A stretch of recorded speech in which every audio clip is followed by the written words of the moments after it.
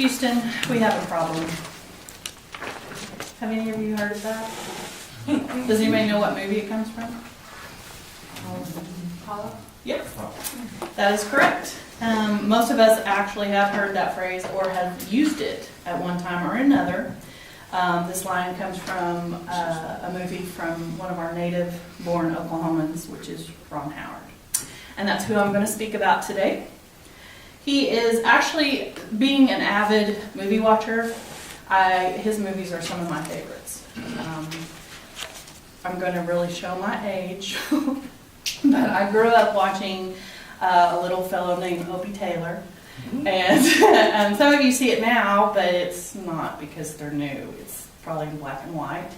And also Happy Days. I don't know if any of you have ever seen that, but he was also in Happy Days, Richie Cunningham.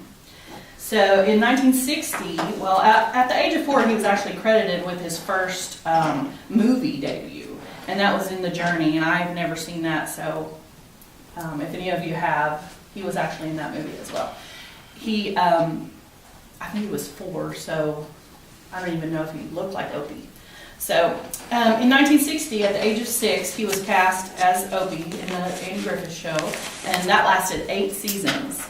And then after that, well, he did have a working relationship with Andy Griffith, which most of you know him, and he actually said that it was more of a father-son relationship, and then he did build quite a relationship with him during those 8 seasons.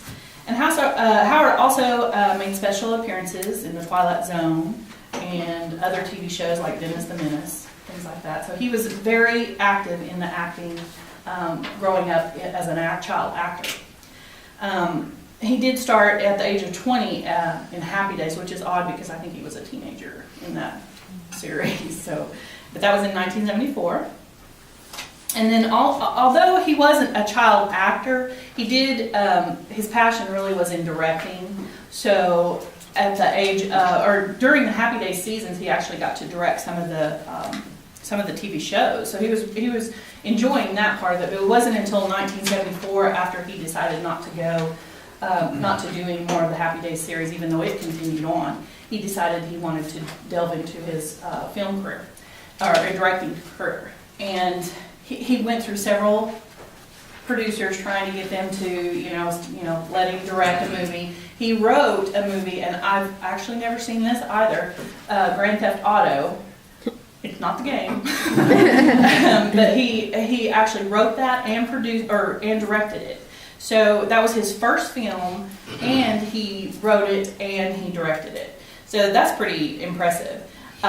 He's directed films like The Rush, which is a new one. I haven't seen that, which is so awful. I'm so busy. The Da Vinci Code, A Beautiful Mind, which he actually won an Oscar for directing in that, which is amazing to me because he's never really won any Oscars except that one. His actors have in their movies, but he has never. That's the only Oscar. He's been nominated for one other one, and I think it was one I had never seen either, unfortunately. One of the main things that I really love about Ron Howard is his family attitude. And growing up as a childhood actor, you hear these stories about negative things that happen to childhood actors. Well, he's one of those that I like to use as a role model for my children. You can follow your dreams and you can still be successful. His father and mother were in the show business.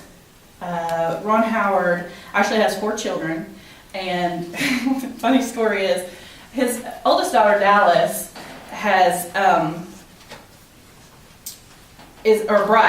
Bryce is an actress, and then Paige, one of the twins.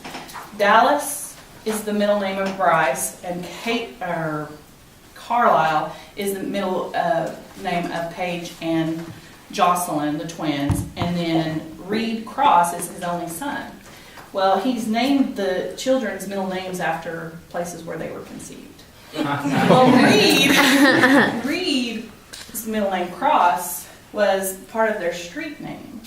where they lived in Connecticut, and he said that he just didn't think Volvo was a good enough. So